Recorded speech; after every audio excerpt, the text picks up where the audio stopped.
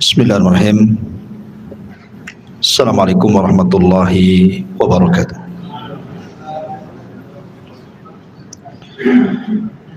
Alhamdulillah. Alhamdulillahilladzi hamdan katsiran tayyiban mubarakan fih kama yuhibbu rabbuna wa yarda. Asyhadu an la ilaha illallah wahdahu rabbi la syarika lah wa asyhadu anna Muhammadan abduhu wa rasuluhu alladzi la nabiyya ba'dah, amma ba'du.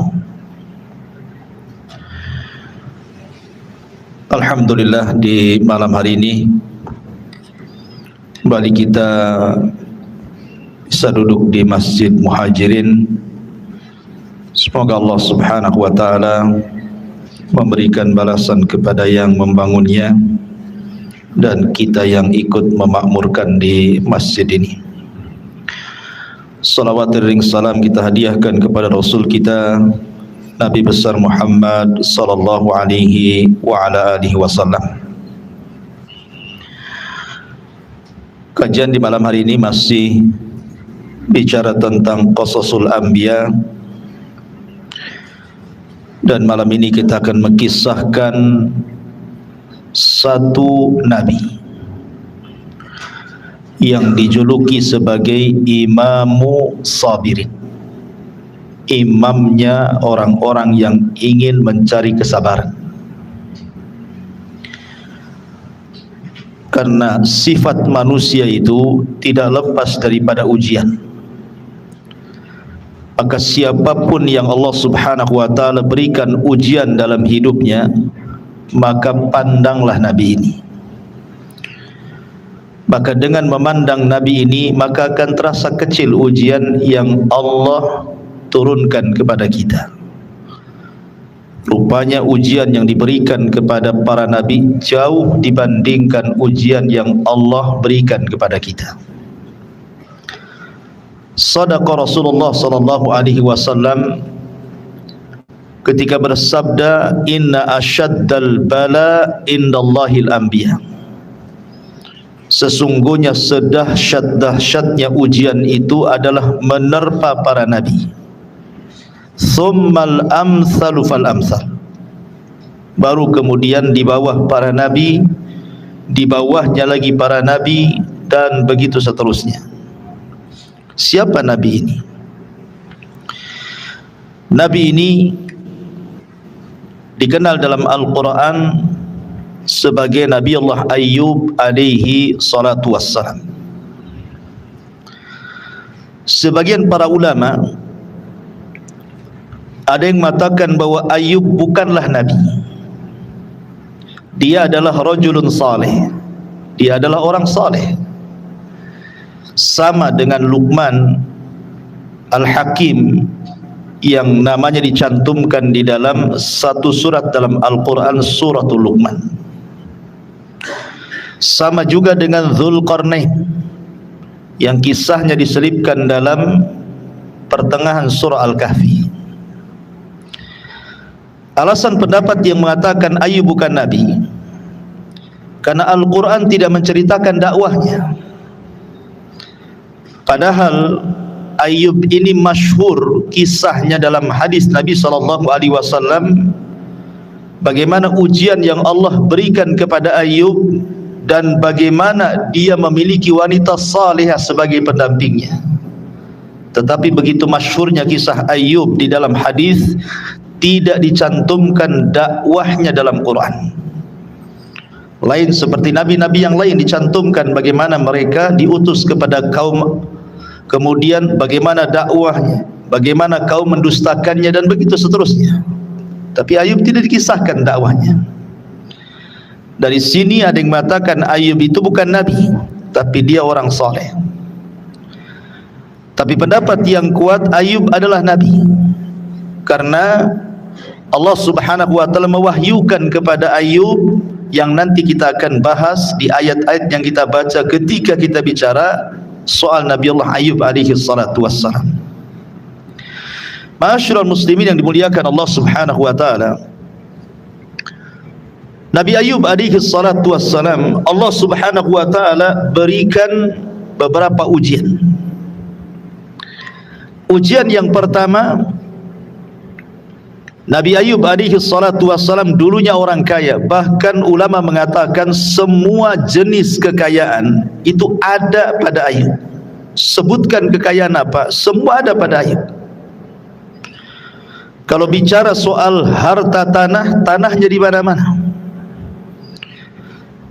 Artinya perkebunannya, pertaniannya di mana-mana. Kalau bicara ternak, semua ternaknya ada. Mulai dari untanya, sapinya, sampai ke kambingnya. Ayub punya semuanya. Belum lagi perniagaannya. Kemudian hartanya, rumahnya, emasnya, peraknya, semua Ayub punya. Tiba-tiba Allah subhanahu wa ta'ala uji Ayub dengan dilenyapkan semuanya. Ini ujian yang pertama. Ujian yang kedua, Nabi Ayub alaihi salatu wassalam dianugerahkan 14 putra dan putri, dan semuanya putra dan putri yang saleh dan salihah, berbakti kepada orang tuanya, sukses hidupnya, menjadi kebanggaan dan kecintaan orang tuanya. Tapi Allah subhanahu wa ta'ala wafatkan semuanya. Bukan satu-satu, tapi sekaligus satu waktu wafat semua. Dan ini berat ujian seperti ini. Karena orang tua meninggal ujian, pasangan meninggal ujian, tapi kalau anak yang meninggal ini lebih berat ujiannya. Ini yang kedua. Yang ketiga, Nabi Allah Ayub alaihi salatu wassalam diuji dengan penyakit. Sampai-sampai ulama mengatakan tidak ada nabi yang diuji pada jasadnya selama yang diuji Allah kepada Ayub alaihi salatu wassalam. Lama sekali sakitnya. Dan sakit yang ditimpakan Allah kepada Ayub itu belum ada ceritanya di zamannya. Baru Ayub lah orang yang pertama terkena penyakit itu. Ada yang mengatakan dia terkena penyakit judari. Jadi dari atas kepala sampai kaki itu penuh dengan luka, benjol, isinya nanah, darah, dan ada ulatnya. Ayub setiap hari harus menggaruk badannya. Dan tidak ada yang selamat dari jasadnya kecuali lisan dan hatinya saja. Semua badannya kena penyakit. Kemudian ujian yang keempat, penyakitnya ini lama sekali. Ada yang mengatakan 3 tahun, ada yang mengatakan 7 tahun, bahkan ada yang mengatakan 18 tahun lamanya. Dan ini yang tercantum dalam hadis 18 tahun lamanya, sebagaimana hadis yang disahihkan oleh Syekh Nasiruddin Al-Albani rahimahullahu ta'ala. Dan lamanya penyakit ini ujian, ikhwan. Kita saja kadang-kadang baru 1 minggu terbaring, tidak bisa bangun, itu saja sudah aneh-aneh pikiran kita ini. Bagaimana kalau sampai 18 tahun lamanya? Coba berpikir. Ini ujian yang keempat. Yang kelima, manusia sudah bosan mengunjungi Ayub alaihi salam. Berapalah kuat orang itu mengunjungi orang sakit. Tadinya mungkin seminggu sekali, sebulan sekali, 3 bulan sekali. Boleh jadi habis itu tidak pernah berkunjung sampai mungkin dia mati. Begitulah yang dirasakan Ayub. Satu persatu temannya, kaumnya tidak ada yang mengunjungi, sampai akhirnya Ayub hanya hidup berdua sama istrinya saja. Sudah bosan orang mengunjungi. Kalau sudah 18 tahun, siapa yang mau mengunjungi orang sakit selama ini? Apalagi kalau seandainya penyakitnya itu ditakutkan menular, makin tidak mau mengunjungi. Luar biasa, ma'asyiral muslimin yang dimuliakan Allah subhanahu wa ta'ala. Berarti ujian Ayub ini dijauhi manusia. Bukan hanya dijauhi manusia, tapi dibicarakan manusia. Manusia berbicara yang tidak-tidak kepada Ayub. Nanti saya akan kisahkan, sampai ada yang bicara kepada Ayub, jangan-jangan Ayub ditimpa penyakit itu karena sebuah maksiat yang dikutukkan Allah kepadanya. Sebab satu penyakit pun tidak disembuhkan kalau bukan kutukan, apa namanya? Sampai ada yang ngomong seperti itu. Ujian luar biasa. Kita ini tidak sakit, baru diomongin orang di grup aja sudah sakit hati itu. Gimana kalau seandainya tidak ada satu kaum pun yang hadir di rumahnya mengunjunginya, ditambah-tambah membicarakannya. Ini kan luar biasa, ma'asyiral muslimin yang dimuliakan Allah Subhanahu wa taala. Berarti di sini kalau boleh saya katakan risalah kepada satu orang-orang yang ditimpa sakit. Yang kedua, risalah kepada orang-orang yang dibangkrutkan usahanya. Yang ketiga, risalah kepada orang-orang yang meninggal anak-anaknya. Dan yang keempat, risalah kepada orang-orang yang dijauhi manusia, difitnah, direndahkan, dihina, digibah, disakiti, dibuli dan begitu seterusnya. Contohlah kisah Ayub alaihi salatu wassalam kalau anda satu di antara 4 perkara ini. Bagaimana kisah Ayub alaihi salatu wassalam? Ma'asyiral muslimin yang dimuliakan Allah Subhanahu wa taala.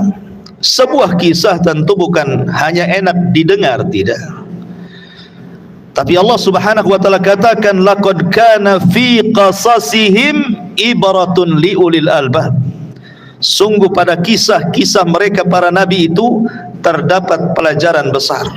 Mudah-mudahan dari kisah Ayub ini ada pelajaran yang kita bisa petik, khususnya kepada orang-orang yang diberikan ujian dari Allah Subhanahu wa taala. Ulaika alladzina hadallahu fabihudahu muqtadih. Mereka itulah para nabi yang telah diberikan petunjuk oleh Allah, maka ikutilah petunjuk mereka. Ma'asyiral muslimin yang dimuliakan Allah Subhanahu wa taala, kisah Nabi Ayub dicantumkan dalam Al-Qur'an di 4 surat. Pertama surah An-Nisa ayat 163, kedua surah Al-An'am ayat 84, ketiga surah Al-Anbiya dari 83 sampai 84, dan terakhir suratul Sad dari 41 sampai ke ayat 44. Adapun surah An-Nisa ayat 163 Allah katakan, inna auhayna ilaika kama auhayna ila nuhin wan nabiyyina min ba'di wa auhayna ila ibrahima wa ismaila wa ishaqa wa yaquba wal asbat wa isa wa ayyuba wa yunus wa harun wa sulaimana wa ataina dawuda zabura. Sungguh kami wahyukan kepada Muhammad, kepadamu wahai Muhammad, sebagaimana telah kami wahyukan kepada Nuh dan para nabi setelahnya, dan kami wahyukan pula kepada Ibrahim, kepada Ismail, kepada Ishak, kepada Ya'qub dan cucu-cucunya, serta kepada Isa dan Ayyub, kemudian Yunus dan Harun serta Sulaiman, dan kami telah berikan kitab Zabur kepada Daud. Ayat ini yang menegaskan bahwa Ayub adalah seorang nabi karena Allah wahyukan. Karena tadi saya katakan bahwa ada yang mengatakan Ayub itu orang saleh, tapi pendapat yang kuat, Ayub adalah satu di antara 25 nabi dan rasul yang masyhur yang namanya dicantumkan dalam Quran. Karena di sini Allah wahyukan. Dari ayat ini juga kita tahu bahwa Ayub ini adalah keturunan Ibrahim alaihi salatu wassalam. Adapun nasab Ayub dijelaskan oleh para ulama nasab bahwa dia adalah Ayub ibnu Sari, ibni Rigwal, ibni Isu, ibni Ishak, ibni Ibrahim. Tapi ada yang mengatakan bahwa dia adalah Ayub ibn Mus, ibn Razih, ibn Al-Is, ibn Ishaq, ibn Ibrahim Al-Khalil alaihi salatu wassalam. Ma'asyiral muslimin, Ibrahim alaihi salatu wassalam itu dianugerahkan 2 anak yang masyhur, satu Ismail, satu Ishak. Dan Ishak ini melahirkan 2 putra, satu Ya'qub yang disebut dengan Israel, nanti dari turunannya disebut Bani Israel. Yang kedua Al-Is, nanti dari turunannya disebut Bani Asfar. atau yang sekarang kita sebut orang-orang Nasrani Eropah, orang-orang Romawi. Merekalah turunan Al-Is. Tidak banyak nabi-nabi dari turunan Al-Is. Rata-rata nabi-nabi itu turunan Yakub. Karena nabi-nabi itu kebanyakan diutus kepada Bani Israel. Tapi ada nabi yang keturunan Al-Is. Inilah satu-satunya nabi turunan Al-Is yang dikirim kepada Eropah, ke bangsa Eropah, bangsa Romawi. Di mana saat diutusnya Nabi Allah Yaqub alaihi salatu wassalam, menurut Al-Imam Ibnu Katsir rahimahullahu taala, dia diutus ke negeri Rum, tepatnya di sebuah tempat namanya Thaniyah di Huron, tepat di Suriah. Ada namanya Huron, Suriah. Disitulah Ayub diutus untuk berdakwah kepada orang-orang Syam. Adapun nama istrinya namanya Rahmah bintu Yusuf ibn Yaqub. Ada yang mengatakan yang lainnya. Dan Nabi Ayub diutus oleh Allah Subhanahu wa taala kepada bangsa Huron itu. Ada yang mengatakan waktunya antara jarak Nabi Musa dengan Yusuf. Jadi antara Musa dengan Yusuf, Ayub ini tengah-tengahnya. Disitulah Ayub diutus oleh Allah Subhanahu wa taala. Ma'asyiral muslimin yang dimuliakan Allah Subhanahu wa taala, ini ayat yang pertama yang menceritakan tentang kisah Ayub. Ayat yang kedua, surah Al-An'am 84. Wa wahabna lahu Ishaq wa Ya'qub wa kullan hadaina wa Nuhan hadaina min qablu wa min dzurriyyatihi Dawud wa Sulaiman wa Ayyub. Dan kami telah menganugerahkan kepada Ishak dan Ya'qub, kepada masing-masing telah kami berikan petunjuk, dan sebelum itu kami juga memberikan petunjuk kepada Nuh dan kepada turunannya, termasuk di antaranya adalah Sulaiman dan juga Ayub alaihi salatu wassalam. Tetapi rangkuman kisah Ayub itu ada di dua surat. Ini yang kita akan bentangkan sebagai kisah Ayub alaihi salatu wassalam. Pertama Al-Anbiya 83 sampai 84 dan surah Sad 41 sampai 44. Inilah rangkuman daripada kisah Nabi Allah Ayub alaihi salatu wassalam.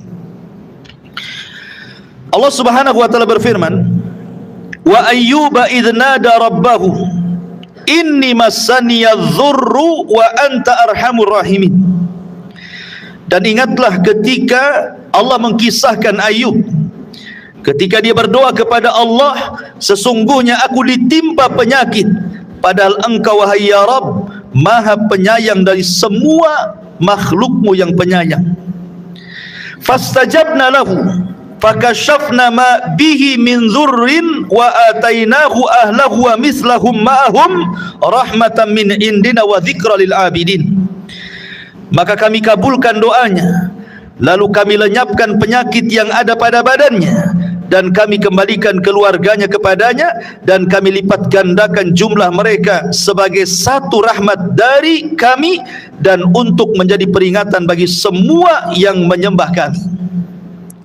Kemudian disebutkan dalam surah Sad-nya ayat 41-44, wadhkur abdana ayyuba idh nada rabbahu inni massanniya syaitan binusbin wa adab. Dan ingatlah akan hamba kami Ayub ketika dia menyeru Tuhannya, sungguh aku diganggu setan dengan penderitaan dan bencana. Urkud birijlika hadza mughtasilun baridun wa syarab. Hentakkanlah kakimu hai Ayub, inilah air yang sejuk untuk mandi dan untuk minum. Wa wahabna lahu ahlahu wa mislahum ma'ahum rahmatan minna wa dzikra liulil albab. Dan kami anugerahkan dia dengan mengumpulkan kembali keluarganya, dan kami lipat gandakan jumlah mereka sebagai rahmat dari kami dan pelajaran bagi orang-orang yang berfikir sehat. Wa khudh biyadika digsan fadrib bihi wala tahnath inna wajadnahu sabiran ni'mal abdu innahu awwab. Dan ambillah seikat rumput dengan tangan, lalu pukulkanlah dengan itu, dan janganlah engkau melanggar sumpah. Sesungguhnya kami dapati dia Ayub seorang penyabar. Dialah sebaik-baik hamba, sungguh dia sangat taat kepada Allah. Inilah ringkasan secara mujmal, global yang disebutkan di dua surat itu. Baik, kita masuk pada kisah Ayub alaihi salatu wassalam dengan merujuk kepada hadis Anas ibn Malik radhiyallahu an. Ma'asyiral muslimin yang dimuliakan Allah azza wajalla, Nabi Ayub alaihi salatu wassalam adalah nabi yang pada awalnya diberikan nikmat yang luar biasa. Saya katakan dari awal, hartanya banyak sekali, semua ada, ladangnya ada, dipenuhi dengan buah-buahan dan biji-bijian, ternaknya banyak, dipenuhi dengan unta, sapi dan kambing, belum lagi rumahnya besar, belum lagi pembantu-pembantunya, belum lagi pekerja-pekerjanya, dihormati manusia, memiliki istri yang solehah, anak yang soleh dan solehah. Kira-kira nih kenikmatan apa lagi yang kita cari di dunia kecuali ini kan? Antum hidup itu nyari apa coba? Kalau orang sudah soleh, taat ibadah, diberikan istri yang soleh, taat kepada suaminya, taat kepada Allah, kemudian taat kepada suaminya, diberikan anak-anak yang nurut, soleh dan soleha, kemudian rumahnya besar, kemudian tanahnya luas, kemudian ternaknya banyak, hartanya banyak. Kira-kira apa yang antum inginkan dari situ? Semua sudah ada. Begitulah Ayub alaihi salatu wassalam. Apa yang kita punya, Ayub punya. Disebutkan di dalam kisah Israiliyat, walaupun kisah ini tentu tidak ada dalam Quran ataupun hadis Nabi, tetapi ahli tafsir biasanya kalau mengkisahkan Nabi Ayub itu selalu mencantumkan kisah Israiliyat ini. Dan Rasul mengatakan, hadithu ambani Israel wala haraj, ceritakan tentang kisah Israiliyat, tidak mengapa kalau tidak bertentangan dengan Al-Quran. Dan sering saya katakan bahwa kisah Israiliyat ini sebagai penyedap kisah saja. Tetap patokan kita kepada Al-Quran dan Sunnah, jadi hanya penyedap sajalah untuk pelengkap kisah. Jadi dikisahkan dan ini dicantumkan oleh banyak ahli tafsir dalam kitab-kitab tafsir mereka seperti Ibnu Katsir, Tabari dan yang lainnya. Jadi suatu ketika iblis ini datang kepada Allah Subhanahu wa taala karena sudah berusaha untuk menggoda Ayub tetapi tidak bisa digoda. Ya, iblis ini bolak-balik menggoda Ayub, tidak bisa digoda. Sehingga kemudian iblis ini mengadu kepada Allah Subhanahu wa taala, pantas saja Ayub itu tidak bisa digoda karena engkau berikan banyak nikmat yang luar biasa kepada Ayub. Cobalah kalau seandainya kau kuasakan kepada aku, kuhancurkan tuh nikmat-nikmatnya. Pasti kau lihat Ayub tidak akan sabar. Tetapi ingat, tadi sudah saya katakan di dalam Al-Quranul Karim, Allah Subhanahu wa ta'ala sudah menginformasikan kepada kita, inna wajadnahu sabiran ni'mal abdu innahu awwab. Allah mengatakan, sungguh kami dapati Ayub itu hamba yang sabar, dan dia adalah sebaik-baik hamba yang senantiasa taat beribadah kepada Allah Subhanahu wa ta'ala. Jadi Ayub tidak akan bergeming. Dengan cara apa iblis kemudian menghancurkan kekayaan Ayub ini? Dia bawa api, dibakar semua ladangnya, dibakar semua hewan ternaknya, sehingga tidak ada satupun ladang kecuali terbakar, tidak ada satupun hewan ternak kecuali mati, bangkrut, habis total.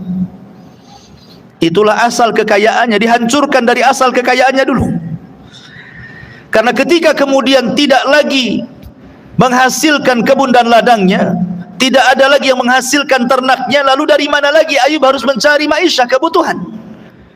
Jadi dihancurkan dari ekonominya dulu. Kemudian ketika Ayub sedang sholat, setan datang. Kemudian setan mengatakan, ya Ayub, dia memberikan was-was dalam solatnya Ayub, wah Ayub, aku sudah datang membakar kebunmu, sawahmu, sudah membakar ternak-ternakmu, sudah habis. Apakah Ayub kaget? Tidak. Ayub Justru kemudian dia mengatakan, Allahumma anta a'taita wa anta akhadta, mahma tubki nafsi ahmaduka ala husni balaik, katanya.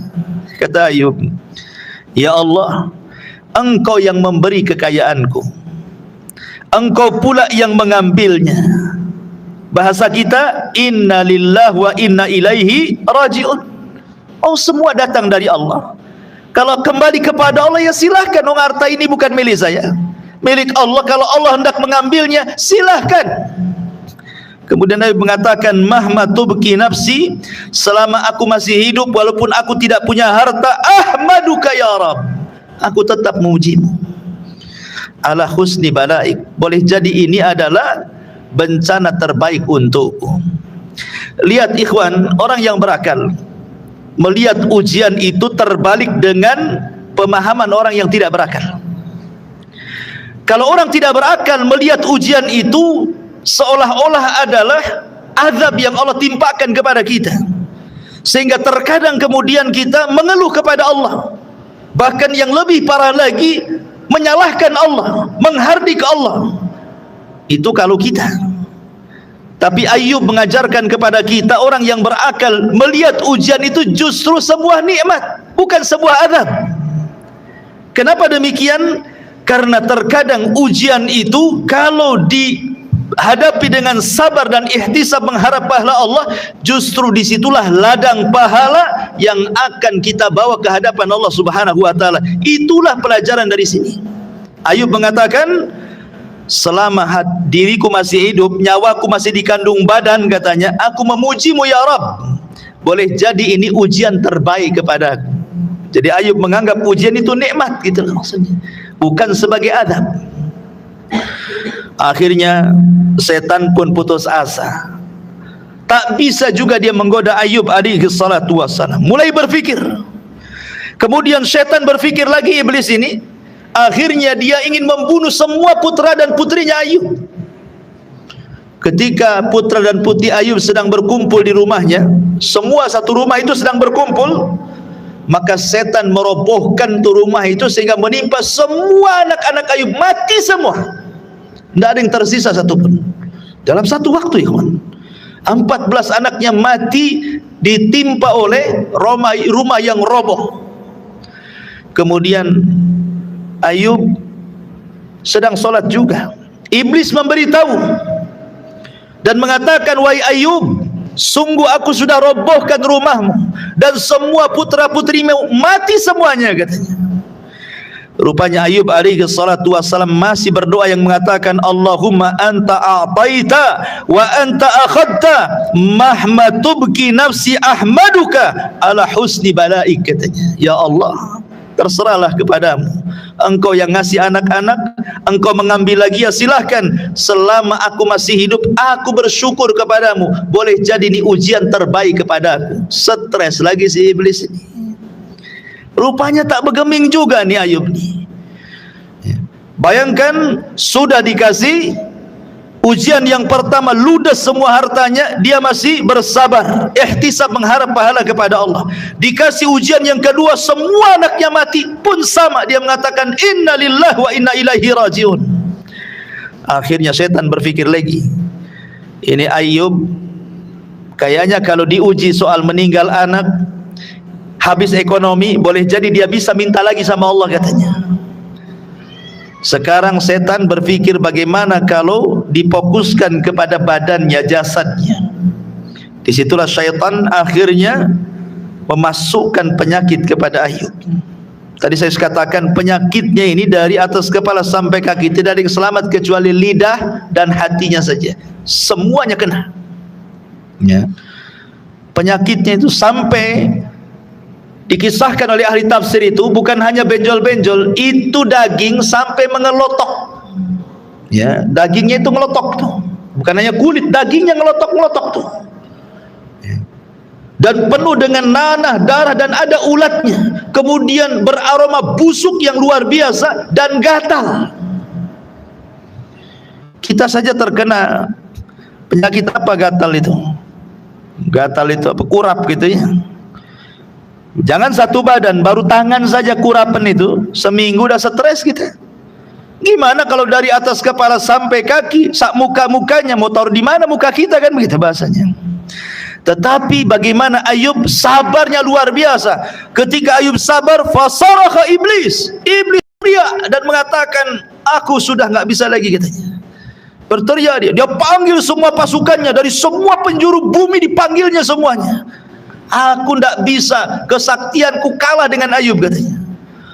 Jadi anak-anak buah iblis ini mengatakan, aina ilmu, mana ilmu wahai Tuhan, mana kecerdasanmu wahai Tuhan? Dia mengatakan, ilmuku dan kecerdasanku tunduk kepada Ayub, katanya.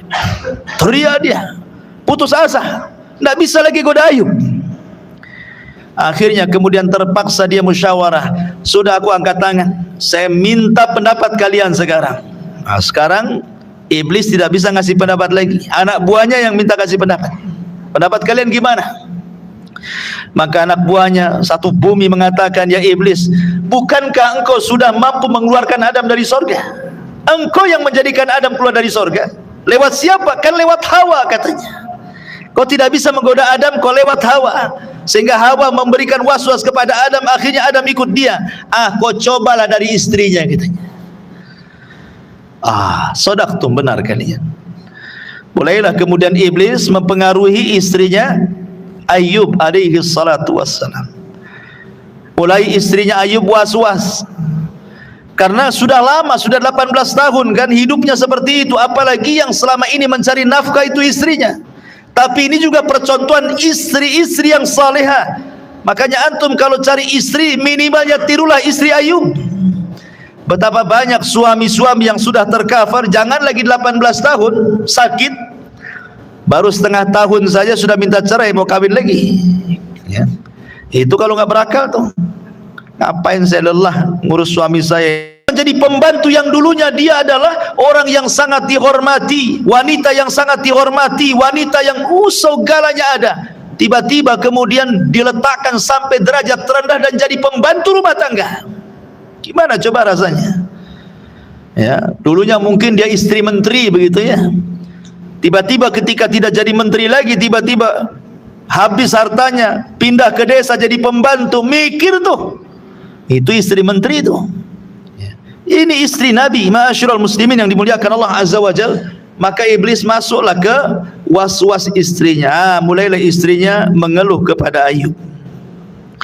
Kemudian mengatakan, wahai suamiku, kita ini sudah lama. Cobalah kau berdoa kepada Allah, katanya. Lau da'auta, seandainya engkau berdoa kepada Allah Subhanahu wa taala, maka pasti sayujibukallah, Allah pasti mengijabahi kamu, katanya. Coba berfikir wahai suamiku, harta enggak ada, ternak sudah tidak ada, anak mati semua, kau juga penyakit lama tak sembuh-sembuh, dan begitu seterusnya. Kemudian Ayub marah sama istrinya dan mengatakan, wahai istriku, saya tanya baik-baik, ya, berapa tahun kita mendapatkan nikmat dari Allah ini? Kata istrinya, 70 tahun. 70 tahun kita senang.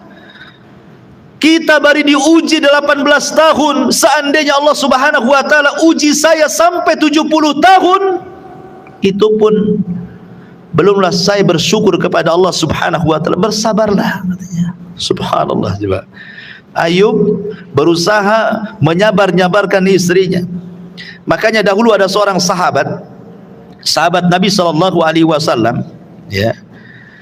Dia sakit terkapar sama dengan Ayub juga 18 tahun lamanya. Ya, Imran ibn Husain radhiyallahu anhu itu sakit parah. 18 tahun dia terbaring di pembaringan, Imran bin Husain itu. Jadi sahabat-sahabat mengatakan kepada Imran bin Husain, ya Imran, tidakkah kau berdoa kepada Allah agar Allah Subhanahu wa taala menyembuhkan penyakitmu? Apa kata Imran ibn Husain? Tidak, sampai penyakitku sebanding dengan nikmat yang Allah anugerahkan kepadaku. Kalau dulu aku diberikan nikmat 30 tahun, sekarang 18 tahun, tunggu 12 tahun lagi, katanya. Kata Imran bin Husain. Luar biasa, sahabat Nabi. Dari sini juga ada fikih bahwa boleh seseorang itu tidak berobat. Jadi dia hanya ingin menikmati gitu maksudnya. Boleh seseorang itu ingin menikmati penyakitnya karena ingin mengharap pahala dari Allah Subhanahu wa taala. Tidak mengapa kalau sabar, ya. Tapi kan siapa yang sabar di atas penyakit? Ya. Tapi boleh juga seseorang berdoa kepada Allah untuk disembuhkan, sebagaimana ada seorang wanita di zaman Rasul, dia terkena penyakit ayan yang kalau datang ayannya tersingkap-singkap auratnya, dia datang kepada Rasul dan mengatakan, ya Rasulullah, doakan aku kepada Allah kesembuhan, karena kalau seandainya penyakit itu datang, aku tidak sadar auratku tampak kemana-mana. Tapi kata Rasulullah, in sabarti walakil jannah, kalau engkau sabar Allah berikan sorga. Tapi kalau kau tidak sabar, ku akan berdoa kepada Allah, semoga penyakitmu sembuh. Milih mana? Milih sorga atau milih sembuh, katanya. Maka wanita ini mengatakan, milih sorga ya Rasul, tapi tolonglah berdoa kepada Allah, kalau penyakitku datang, minimalnya janganlah tersingkap auratku. Itu saja, ya. Ma'asyiral muslimin yang dimuliakan Allah Subhanahu wa ta'ala. Akhirnya kemudian kembali ke kisah Ayub alaihi salatu wassalam, kemudian memarahi istrinya. Habis itu istrinya diam. Kemudian setan datang lagi ke istrinya dan mengatakan, memberikan was-was kepada istrinya Ayub Rahmah ini, wahai Rahmah, aku akan kasih kau kambing, cukup kau suruh Ayub nyembelih kambing ini, dipastikan semua penyakitnya sembuh. Aku akan kasih kambing, cukup cuman menyembelih kambing ini, dipastikan penyakitnya sembuh. Akhirnya betul-betul dilakukan. Dia ambil kambing, sembarang kambing kan, tapi kan yang nyuruh setan masalahnya. Maksudnya ketika Ayub menyembelih itu seolah-olah apa? Menyembelih untuk setan kan. Cuman bahasanya, berikan dia kambing atas suruhanku, sembelih, nanti sembuh tuh penyakitnya. Akhirnya kemudian betul-betul dibawakan kambing. Ini makin emosi Ayub. Ini jelas kesyirikan, tidak boleh kan? Karena begini ikhwan, umumnya di masyarakat, kalau orang sudah sakit parah apalagi menahun, biasanya informasi pengobatan apapun gak akan peduli. Mau dukun santet, mau dukun cabul, mau dukun apa, semua dukun lah, ya. Pasti dia akan datang. Apalagi beritanya dibesar-besarkan. Oh, sudah terbukti itu kalau datang ke dukun itu pasti sembuh tuh. Nggak pikir panjang tuh, mau berapa biayanya pun dibayar dia. Karena orang sakit itu setan lebih dekat dibandingkan malaikat tuh. Umumnya orang sakit seperti itu, mereka akan diuji tuh. Nah, ini seperti Ayub seperti ini akhirnya kan. Ayub tahu, marah dia. Dari situlah makanya Ayub mengusir istrinya, diusir. Wah, ketika nggak bisa lagi setan menggoda Ayub, makin nangis setan. Nggak berhasil juga dia. Dari semua jalur rupanya tidak bisa lagi Ayub alaihi salam digoda. Masalahnya Ayub tidak tahan ketika ada dua orang saudaranya, kawannya, kaumnya, baik sekali dua orang ini, ya, bolak-balik mengunjungi Ayub ketika semua kaumnya tidak ada yang mengunjungi lagi karena sudah bosan, kelamaan sakitnya, siapa yang mau datang? Makanya sering saya katakan nih, Wan, terkadang orang sakit itu lebih sakit ketika tidak ada yang mengunjungi lagi. Dia sudah sakit dengan penyakitnya, ketika tidak ada yang mengunjungi makin sakit kuadrat dia. Ketika ada yang mengunjungi, sedikitlah dia lega, masihlah ada orang yang sayang dengan dia, walaupun taklah melihat tentengan yang dia bawa, buahnya nggak lihat, yang penting datang berkunjung mendoa, itu sudah senang tuh. Tapi kalau kelamaan kan, jangankan lagi bicara orang luar, ya, umpamanya saya sakit, mungkin antum sekali dua kali aja berkunjung ke rumah saya, jangan lagi orang luar. Terkadang saudara-saudara saja mulai menghindar tuh, apalagi penyakitnya pula menular kan. Itu yang dirasakan oleh Ayub alaihi salatu wassalam, sehingga yang bisa menemani orang sakit itu hanya orang yang dicintainya. Makanya kenapa perlunya istri yang solehah itu. Istri yang solehah itu begitu, supaya kalau anda sakit adalah yang merawat ketika semua orang menjauhi kita. Dari sini Rasul mengatakan, fadfar bidzatid din taribat yada. Dan itu hanya dimiliki istri-istri yang soleh karena mereka kuat iman dan agamanya. Kalau mereka cinta dunia, habislah kita ditinggalkan dia, ya. Minimalnya tidak diopeni. Mungkin dia tidak cerai dengan kita, tapi kita dibuat sakit supaya cepat mati. Diomeli, omongannya nggak enak, makin nyelekit gitu kan. Sudah darah tinggi, nyelekit lagi, makin tinggi darahnya. Sudah seterus makin satruk lagi kan. Kan kalau punya istri nggak jelas tuh kan. Ya, jadi ma'asyiral muslimin yang dimuliakan Allah Azza wa Jalla, dua orang ini berbincang-bincang di luar rumah Ayub. Apa perbincangannya? Perbincangannya dijelaskan dalam hadis Nabi sallallahu alaihi wasallam bahwa inna nabiyallah Ayyub kana fi balaihi 18 sanatan farafadahu al-qarib wal ba'id illa rajulani min ikhwanihi. Abu Ya'la dan juga Al-Bazzar meriwayatkan dari Anas bin Malik radhiyallahu an, dan ini sahih hadis ini. Disahihkan oleh Syekh Nasruddin Albani rahimahullah taala. Sesungguhnya Nabi Allah Ayyub mendapat cobaan selama 18 tahun, sehingga orang dekat dan jauh pun mulai menjauhi sedikit demi sedikit, kecuali dua orang. Bagaimana kisah dua orang ini? Di mana dua orang ini adalah saudara akrab yang sering mengunjungi Nabi Ayyub alaihi salatu wassalam di pagi dan sore hari. Lalu salah satunya mengatakan, ya, faqala ahaduhuma li sahibihi, ta'lam wallah laqad adnaba ayyubu dzamban ma adnabahu ahadun. Jangan-jangan Ayub itu ditimpa penyakit kayak gini, ditimpa musibah kayak gini, dia melakukan dosa yang tidak dilakukan oleh siapapun katanya. Coba lihat Ayub, coba kamu perhatikan, hartanya habis, anaknya mati, ditimpa penyakit nggak disembuh-sembuhkan. Jangan-jangan dia itu melakukan dosa yang kita tidak tahu dosa apa, sehingga Allah mengutuk Ayub katanya. Kalau bukan kutukan apa namanya coba? Ini yang ngomong ini orang yang selalu mengunjungi Ayub, gimana orang luar? Ini yang mencintai Ayub saja ngomong begitu, gimana orang yang nggak cinta? Oh, makin pula digitu-gitukan kan? Ma'asyiral muslimin, apalagi yang nggak suka makin dipuas-puaskan kan? Ah, puaslah kau katanya. Kalau itu musuhnya kan? Akhirnya kemudian yang satu ini menasihati dan mengatakan, janganlah kau seperti itu. Ya, kenapa kau bisa ngomong begitu katanya? Maka kemudian alasannya, mundu thamaniya asyrata sanatan lam yarhumullahu fayakshifullahu an. Coba bayangkan 18 tahun dia sakit, kok satu benjolan penyakitnya saja Allah tidak rahmati. Minimal adalah sembuh, ini kok makin parah penyakitnya katanya. 18 tahun bukan makin sembuh, makin parah. Kalau bukan kutukan apa namanya, memang dia nggak pernah dirahmati Allah katanya. Subhanallah. Akhirnya nggak tahan kawannya, nggak tahan, nggak sabar, masuk dia ke rumah, diceritakan pula kepada Ayub. Ketika Ayub mendengar, coba bayangkan antum sakit, tiba-tiba kemudian antum dituduh jangan-jangan antum ini melakukan dosa nih. Ngaku aja dosa apa? Stres, makin dah sakit digitu-gituin kan. Akhirnya Ayub alaihissalam bersumpah, demi Allah, aku tidak pernah melakukan dosa.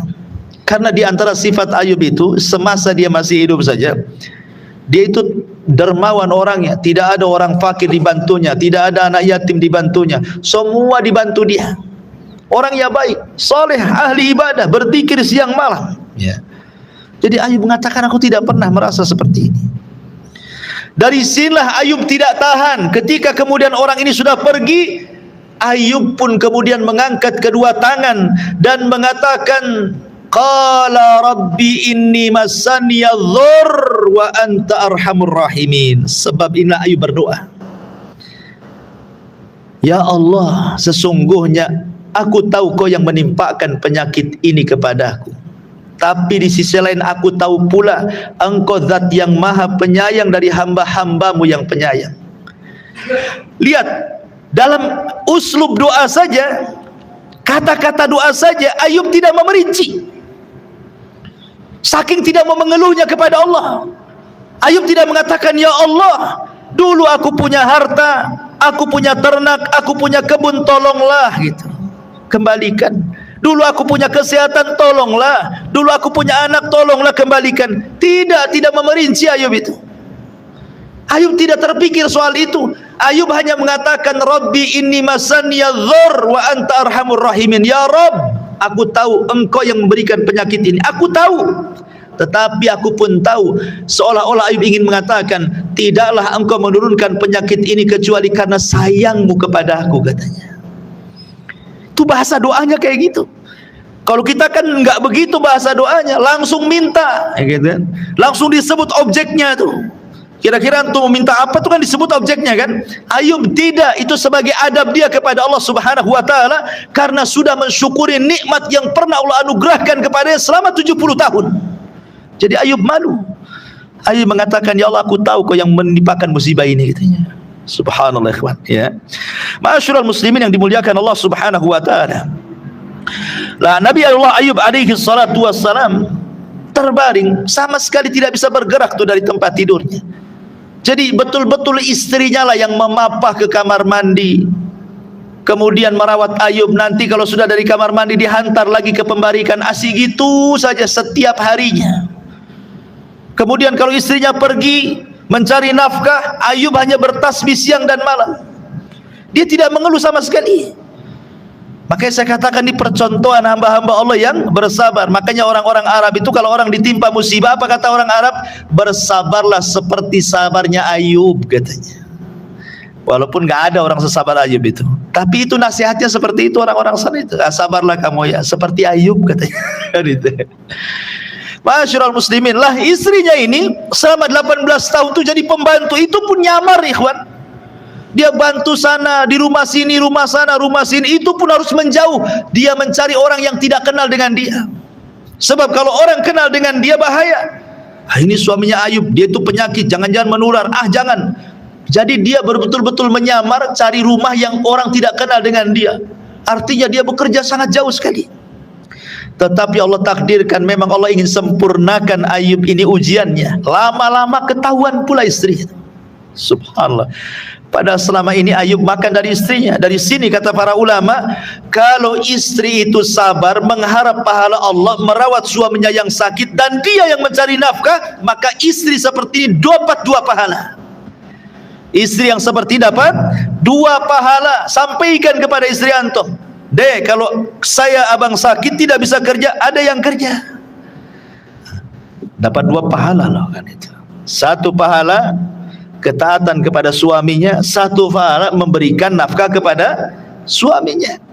Ya. Itu yang dilakukan istrinya Ayub. Masalahnya satu persatu orang tahu itu istrinya Ayub. Akhirnya kemudian satu persatu menutup pintunya, menolaknya. Tidak ada lagi yang mau menerima dia. Dari mana dia harus cari makan? Dari situlah kemudian berpikir keras nih istrinya Ayub, macam mana caranya? Terpikirlah untuk menjual rambutnya. Zaman dulu rambut itu kan diperjualbelikan kan? Zaman kita masih kecil-kecil lah dulu kan. Rambut ini dijual-belikan ini. Makanya kalau potong rambut perempuan itu nggak dibuang tuh, dijual tuh ke salon-salon, dibuat gelung. Kalau zaman dulu ya. Oh zaman sekarang mana ada, buanglah rambut tuh. Sudah ada wig sekarang ya. Zaman dulu ya rambut tuh mahal. Apalagi rambutnya bagus, makin mahal harganya. Terpaksalah dicukur rambutnya, kemudian dijual. Karena sudah mendapatkan duit yang cukup banyak, terpikirlah dia ingin menyenangkan suaminya. Padahal dia sudah sulit cari kerja itu, tapi dia masih ingin menyenangkan suaminya. Dia ingin membeli makanan yang paling lezat yang pernah disukai suaminya dulu ketika dia kaya. Begitulah istrinya. Pulang dia bawa makanan tuh. Setelah pulang diserahkan kepada Ayub. Tentu Ayub bertanya-tanya lah, ini makanan mahal, bukan makanan murah. Dan dia tahu istrinya itu kerja apa, berapa penghasilannya. Sehingga Ayub bertanya, kau dapat dari mana makanan ini kan begitu? Kok bisa kau beli makanan ini gitu? Kata istrinya, tidaklah, sudah makan saja. Jadi dia menutupi rambutnya supaya Ayub tidak tahu. Tapi Ayub tidak makan. Kata Ayub, saya tidak akan makan makannya sampai kau terus terang dari mana makanan ini kau dapat. Pakai duit siapa, pinjam sama siapa? Kemudian istri dengan terpaksa membuka jilbabnya, ditampakkanlah rambutnya. Ayub alaihi salatu wassalam akhirnya tidak tahan. Begini ikhwan, ada yang mengatakan bahwa rambut istrinya itu biasa dipakai Ayub untuk bangkit dari tidurnya. Jadi kalau mau dibangkitkan itu biasanya pegang rambut istrinya. Sekarang rambut yang selalu dipegang untuk bertelekan dia bangkit itu sudah nggak ada lagi. Ada yang mengatakan bahwa di zaman itu kalau mencukur rambut pendek itu adalah wanita-wanita fasikoh, tidak dilakukan kecuali wanita-wanita fasikoh, wanita-wanita fasik. Sehingga Ayub alaihi salatu wassalam marah gitu kan. Akhirnya Ayub saking marahnya dia bernazar kepada Allah Subhanahu wa taala. Apa nazarnya? Demi Allah katanya, kalau aku sembuh, kata Ayub, kalau aku sembuh saya akan cambuk kamu 100 kali. Itu nazarnya Ayub. Makanya tadi disebutkan dalam Al-Quran di permulaan saya baca tadi ya. Jadi Ayub bernazar, kalau aku sembuh awas saja aku cambuk kau 100 kali. Akhirnya kemudian Ayub berhari-hari tidak tahan dia berdoa kepada Allah, sedih banget kan, karena ini sudah las gitu ya, sudah dari segi mana ujian, dari atas bawah samping kiri, sudah mau cari makan dari mana lagi, sampai istri-istrinya berkorban. Dari situlah Ayub alaihi salatu wassalam berdoa kepada Allah dan mengatakan, Rabbi inni massaniya syaitan binusbin wa adab. Ya Rabb, sesungguhnya hambamu Ayub ini sungguh diganggu oleh syaitan dengan penderitaan dan bencana yang begitu berat kepadaku. Sudah nggak tahan Ayub, terpaksalah dia ngomong begitu, padahal dia tidak mau mengeluh sebenarnya, tapi karena sudah melihat istrinya seperti itu dia nggak tahan juga. Akhirnya dia mengatakan apa? Rabbi inni massaniya syaitan binusbin wa adab. Ya Rabb, sungguh aku diganggu setan dengan penderitaan dan bencana ini. Maka kemudian Allah Subhanahu wa taala menentukan waktu kesembuhannya. Ketika istrinya tidak ada, dia di kamarnya, maka Allah Subhanahu wa taala berfirman kepada Ayub. Apa firman-Nya? Allah Subhanahu wa taala katakan, ya Ayub, urkud birijlika, urkud birijlika, hadza mughtasilun baridun wa syarab. Wahai Ayub, hentakkan kakimu, hentakkan kakimu. Karena Ayub tidak bisa apa-apa, hanya bisa berbaring. Dia berusaha duduk, kemudian kata Allah, hentakkan kakimu, katanya. Dihentakkan kakinya ke tanah, subhanallah, tiba-tiba keluar air dari bawah tanah memancur ke atas. Kata Allah Subhanahu wa taala, minumlah wahai Ayub, minumlah dari air itu. Hadza mughtasilun baridun wa syarab. Inilah air yang sejuk, mandilah di situ, minumlah di situ. Maka Ayub pun mandi di situ. Ketika mandi, subhanallah, semua penyakitnya hilang. Hilang semuanya, dari atas kepala sampai kaki hilang semuanya. Kemudian kata Allah, minumlah. Kemudian diminum, semua penyakit dalamnya hilang. Lahir batin hilang penyakitnya. Kemudian dirubah menjadi muda kembali. Kemudian Ayub saking senangnya ingin mencari istrinya, dia keluar. Ketika Ayub keluar, istrinya pula masuk. Suaminya enggak ada. Kebingungan istrinya, siapa yang mengambil istriku? Siapa yang mengambil suamiku? Mana nabi, seorang nabi yang diuji itu, kemana dia? Siapa yang mencurinya? Apakah ada hewan yang memangsanya? Wah, sibuklah istrinya nih, nyari Ayub enggak ada. Maka dia dengan menangis mencari ke sana kemari. Rupanya melihatlah anak muda. Dilihat ada anak muda, muda sekali, ganteng, tampan, tapi mirip mukanya seperti Ayub di masa muda. Dia coba mendekati anak muda itu. Kemudian dia bertanya, engkau lihat seorang nabi yang diuji oleh Allah Subhanahu wa taala? Ayub, Ayub kemana? Kau lihat kemana dia? Katanya. Tersenyumlah anak muda ini, kemudian mengatakan, ana Ayub, saya Ayub, katanya. Istrinya nggak percaya, la tastahziuni, jangan mengejek aku. Ayub itu orang tua, dia banyak penyakitnya, dia nabi yang sedang diuji, kau jangan mengejekku, katanya. Kata Ayub, wallahi ana Ayub, katanya, saya Ayub. Subhanallah.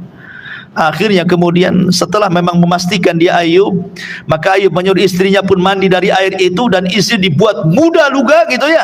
Sejak itulah Allah Subhanahu wa taala kembalikan semua nikmat Ayub alaihi salatu wassalam.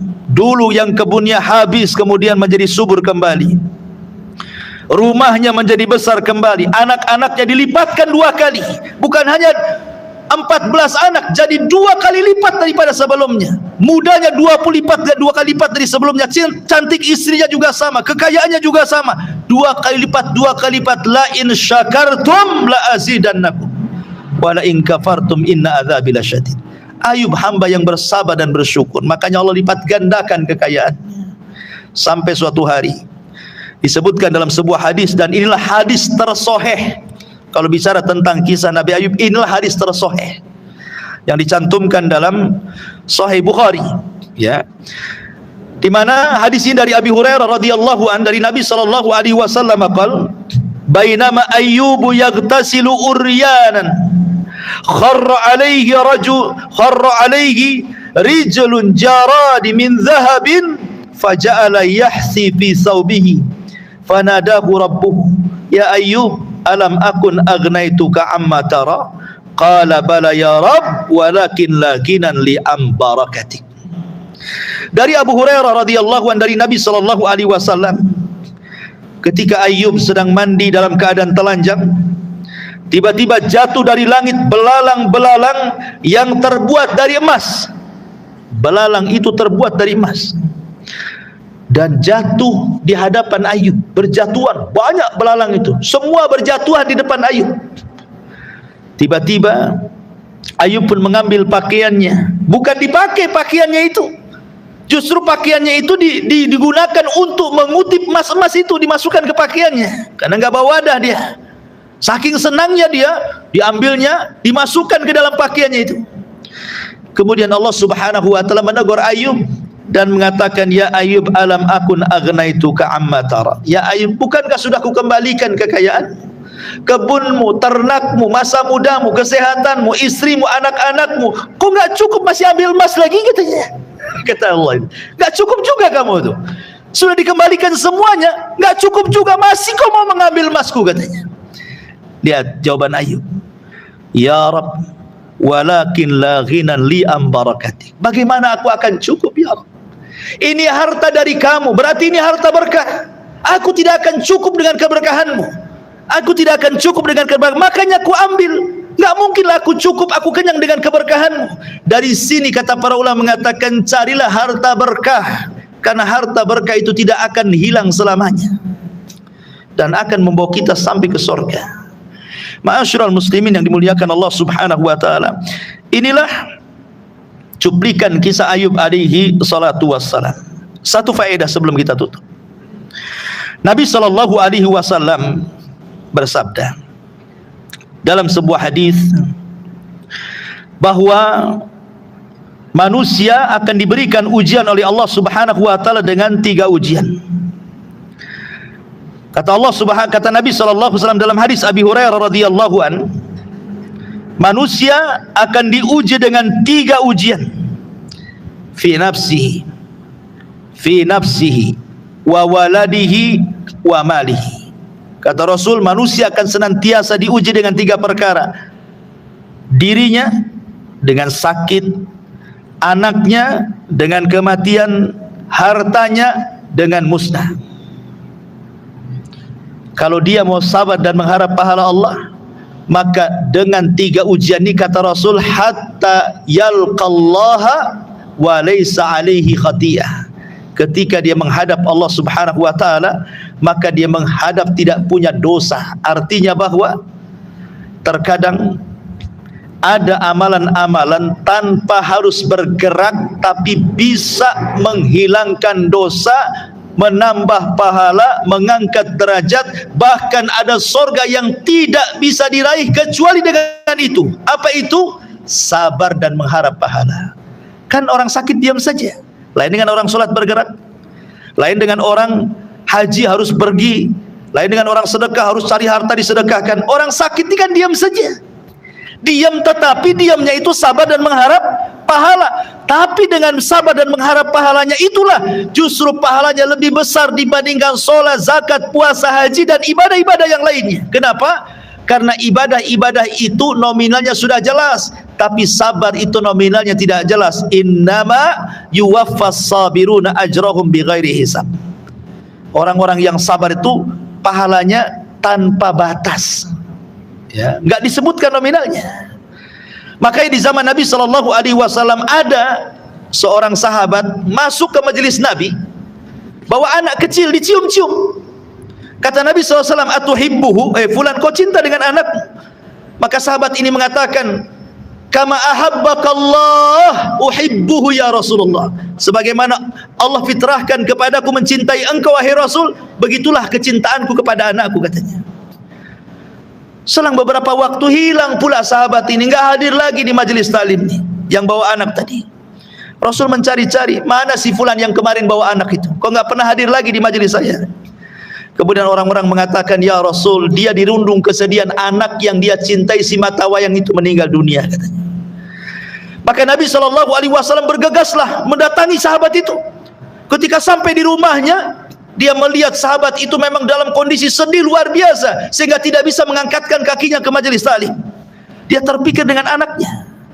Maka Rasul ingin meredakan kesedihannya, takziah. Takziah itu apa sih artinya? Memberikan kesabaran.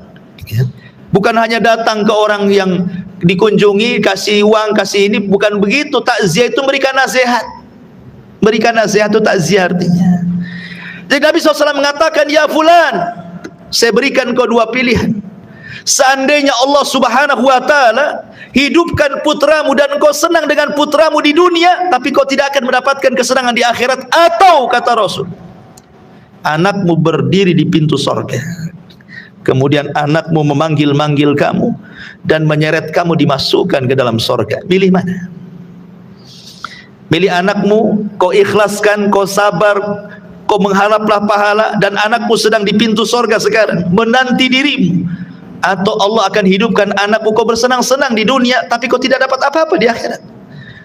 Maka anak muda ini mengatakan, ya Rasul, aku pilih yang kedua. Aku pilih yang kedua. Akhirnya dia pun reda. Ya.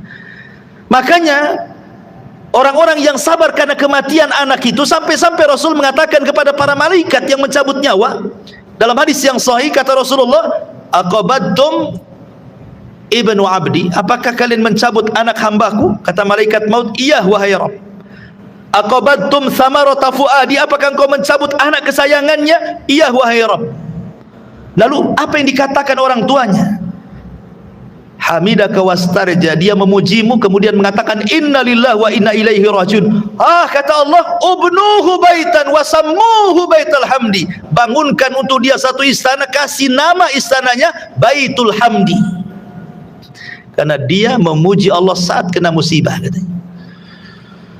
Sampai disebutkan dalam hadis itu anak-anak tuh, anak-anak yang mati sebelum balik, anak-anak kecil yang mati sebelum balik itu berdiri di pintu-pintu surga tuh. Kemudian Allah katakan, udkhulul jannah, ngapain kalian di pintu surga? Masuklah kalian ke surga. Anak-anak ini enggak mau. Dengan mengatakan, tidak ya Rabb, kami tidak akan masuk surga sampai kami tarik bapak dan ibu kami, katanya.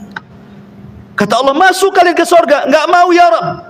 Akhirnya Allah mengatakan, kalau gitu udkhulul jannah antum wa abaukum, kalau begitu masuklah kalian ke dalam surga, bawalah bapak ibumu ke dalam surga, katanya. Dari sini menunjukkan ikhwan, bahwa kalau seandainya ada orang yang ditinggal meninggal mati oleh anaknya dan dia belum balik, berbahagialah. Anak-anak itu akan jadi syafaat kalau kita sabar dan mengharap pahala Allah Subhanahu wa ta'ala. Wallahu a'lam bishawab. Ini yang bisa sampaikan, mudah-mudahan ada manfaatnya dari kisah Nabi Allah Ayyub alaihi salatu wassalam. Subhanakallahumma bihamdika asyhadu an la ilaha illa anta astaghfiruka wa atubu ilaik. Allahu ta'ala alam. Assalamualaikum warahmatullahi wabarakatuh.